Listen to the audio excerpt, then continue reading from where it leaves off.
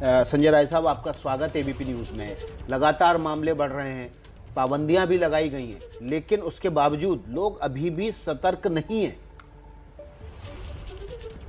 विकास जी, really मामले बढ़ रहे हैं देखा जाए तो। और जिस तरीके से ओमिक्रॉन साउथ अफ्रीका से जब पहली बार 24 नवंबर को साउथ अफ्रीका ने पहली बार डब्ल्यूएचओ कहा था, 2 दिन में ही डब्ल्यूएचओ ने जिस तरीके से 26 नवंबर को उसको वेरिएंट ऑफ कंसर्न किया था, क्योंकि हाईली इन्फेक्शियस था और एग्जिस्टिंग इम्यूनिटी को बाईपास कर रहा था।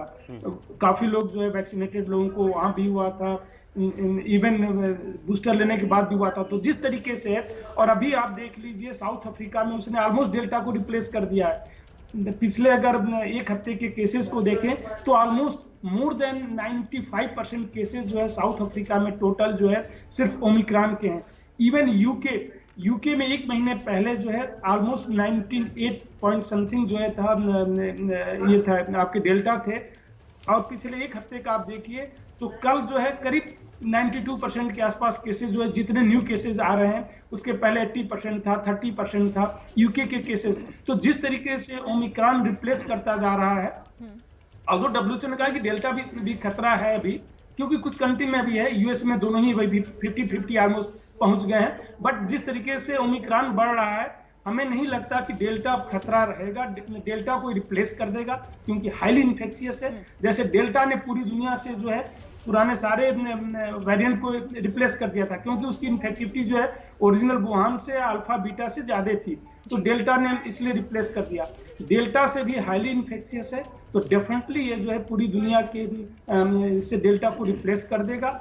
हाँ, अभी तक जो थोड़ी संतोषजनक लग रहा है, क्योंकि यूके में डेली 1 लाख से ऊपर केसेस हो रहे हैं, ऑल्दो मेजॉरिटी जो है फुल्ली वैक्सीनेटेड में ब्रेक थ्रू इन्फेक्शन के बाद हैं, और 50,000 से 60,000 डेली केसेस हो रहे हैं, बट एडमिशंस नहीं हो रहे हैं। ज्यादातर एडमिशन इंसिडेंटल एडमिशन है, क्योंकि वो किसी और चीज के लिए एडमिट हुए हैं, रूटीन सर्जरी के लिए एडमिट हुए हैं, और उनमें जो है ओमिक्रॉन पाया गया है। क्योंकि हाईली इन्फेक्शियस है तो इस समय कहीं भी पाया जा सकता है। दिल्ली में जिस तरीके से केसेस बढ़ रहे हैं, या कंट्री में मुंबई में बढ़ रहे हैं, तो हमारी कंट्री में भी आएगा, ऐसा नहीं है कि नहीं आएगा, केसेस बढ़ेंगे। और जब हाईली इन्फेक्शियस होता है तो रोक पाना मुश्किल होता है। जितने भी हम ये करेंगे, हमारे पास और कोई चारा नहीं है कोविड अप्रोप्रिएट बिहेवियर के अलावा, लेकिन जो भी हम करेंगे उससे प्रोग्रेशन स्लो होगा, अचानक केसेस नहीं बढ़ेंगे। इसलिए इसकी बिल्कुल डॉक्टर, जो आप कह रहे हैं ना कि जिस तरह से मामले बढ़ रहे हैं, हाईली इन्फेक्शियस है, डेल्टा को रिप्लेस करने की तैयारी है ओमिक्रॉन की, और इसीलिए खतरा बड़ा है। डॉक्टर संजय राय का फिर से रुख कर लेते हैं। डॉक्टर संजय राय, जो अगली चिंता है खास तौर पर डॉक्टर्स की, साइंटिस्ट की और सरकारों की, कहीं ऐसा नहीं हो कि डेल्टा और ओमिक्रॉन मिक्स होकर एक नया वेरिएंट आ जाए, और जिसको कहा जा रहा है कि डेल्टा क्रोन, और अगर ये दोनों प्रॉपर्टीज लेके गया अपने साथ, इन्फेक्शन और फैटिलिटी, तो फिर ये बहुत ज़्यादा डेंजरस हो सकता है, जिस तरह से ओमिक्रॉन तेजी से फैल रहा है, डेल्टा जहां पर अभी भी मौजूद है। देखिए, होने को कुछ भी हो सकता है। आरएनए वायरस है तो म्यूटेशंस होते रहेंगे और रहेगा, और अभी आगे कई सालों तक होते रहेंगे। डेल्टा आया, ओमिक्रॉन आया, आगे कई वेरिएंट ऑफ कंसर्न आते रहेंगे। ये मिक्सअप भी हो सकता है, बट मिक्सअप होना कोई जरूरी नहीं है खतरनाक हो। हमेशा हम आप जो है पॉजिटिव भी हो सकता है हमारे लिए कि और भी माइल्डर हो जाए, क्योंकि दोनों के ही माइल्डर फॉर्म को ले ले। कई बार जब म्यूटेशन ये सब होते रहते हैं, नए फॉर्म बनते रहते हैं, तो वायरस के सर्वाइवल के लिए भी होता है। पूरी अभी तक अगर 100 साल की हिस्ट्री हम देखें तो हमेशा यही होता है, वायरस अपने सर्वाइवल के लिए। क्योंकि अगर ज्यादा खतरनाक हो जाएगा वायरस, अगर वायरस इतना खतरनाक हो गया कि होस्ट को मारने लगा, सबको ही मारने लगा, तो वायरस भी खत्म हो जाएगा, क्योंकि फिर वो प्रोपोगेट नहीं करता है। तो अपने सर्वाइवल के लिए भी वो माइल्ड होता जा रहा है। तो अभी कहना कुछ भी मुश्किल होगा। आप बिल्कुल सही कह रहे हैं विकास जी, ये हो सकता है कि बहुत ही जो है खतरनाक भी हो जाए, बट इसकी भी संभावना उतनी ही है कि बहुत ही माइल्डर हो जाए। तो वह तो प्रेडिक्ट करना ऑलमोस्ट असंभव होता है, ये नहीं किया जा सकता। क्योंकि देखिए, हजारों अभी तक म्यूटेशंस हो चुके हैं, उनके वेरिएंट आ चुके हैं, लेकिन सारे वेरिएंट से हमें मतलब नहीं रहा। वेरिएंट ऑफ कंसर्न अभी तक 5 ही रहे, और इस समय तो वेरिएंट ऑफ कंसर्न देखा जाए तो सिर्फ डेल्टा और ये है, 2 ही है, ओमिक्रॉन, और कुछ दिनों बाद सिर्फ एक ही रह जाएगा, ओमिक्रॉन रह जाएगा।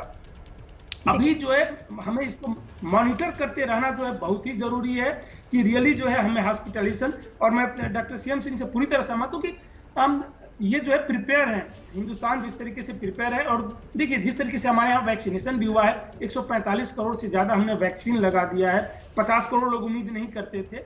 और दूसरा सेकेंड वे में जिस तरीके से इन्फेक्शन हुआ, नेचुरल इन्फेक्शन हुआ, और आज की डेट में हमें पता है कि नेचुरल इन्फेक्शन जो है सबसे ताकत जो है देता है। जो अनफॉर्चुनेट थे उनकी डेथ हो गई, सब कुछ हो गया, बट वह जो है बहुत ही अच्छी इम्यूनिटी देता है। तो इन दोनों को मिला के जो है हम ये कह सकते हैं कि ओवरऑल हमारी स्थिति ठीक है, इन्फेक्शन होना चाहिए, बट बहुत ज्यादा लोड पड़ना जो है हेल्थ सिस्टम पे अनलाइकली है। होने को कुछ भी हो सकता है, बट संभावना जो है एग्जिस्टिंग एविडेंस पे की जा सकती है, और एग्जिस्टिंग एविडेंस यही करता है कि शायद हेल्थ सिस्टम पे इतना लोड ना हो। डॉक्टर संजय राय, एक बड़ी चिंता अब ये भी है कि जो वैक्सीन है उसको अपग्रेड किया जाए, क्योंकि ओमिक्रॉन बहुत एग्रेसिव वायरस है, बहुत तेज़ी से फैल रहा है। तो जो वैक्सीन अभी लगाई जा रही है, मौजूदा वैक्सीन, उसमें क्या ओमिक्रॉन के स्पाइक प्रोटीन को लेकर उसको मॉडिफाई करके और उसको फिर बाजार में लॉन्च करने की ज़रूरत है? अब देखिए जिस तरीके से ब्रेक थ्रू इन्फेक्शन हो रहे हैं इवन आफ्टर बूस्टर डोज लेने के लिए, यूके में देखिए तो करीब बूस्टर डोज भी जो है 2 दिन पहले तक 47% लोगों को थर्ड डोज लग चुका था, बूस्टर लग चुका था, फिर भी केसेस कम नहीं रहे हैं। और एंटीबॉडीज लेवल अभी उन्होंने कुछ दिन पहले अपनी जो रिपोर्ट प्रकाशित की थी, स्पाइक प्रोटीन जो है 97% लोगों में था, और एन जो है 18% में, 18% लोगों में था। तो 97% लोगों में होते हुए, एंटीबॉडीज होते हुए भी अगर इस तरीके की वेव आ रही है, तो इसका मतलब ये है कि इम्यूनिटी स्केप अच्छा खासा हो रहा है, और उसका कारण भी है। देखिए थ्योरेटिकली अगर हम कहें, ज्यादातर वैक्सीन, अगर हिंदुस्तान की बात छोड़ दें, हमारे यहाँ जो कोवैक्सीन लगता है वो उसका प्रिंसिपल अलग है।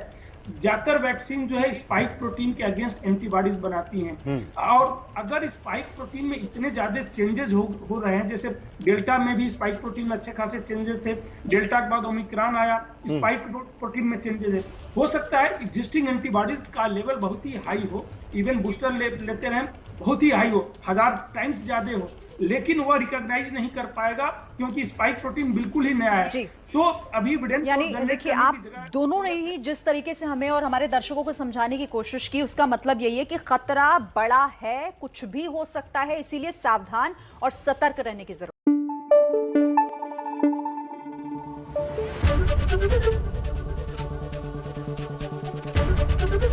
एबीपी न्यूज आपको रखे आगे।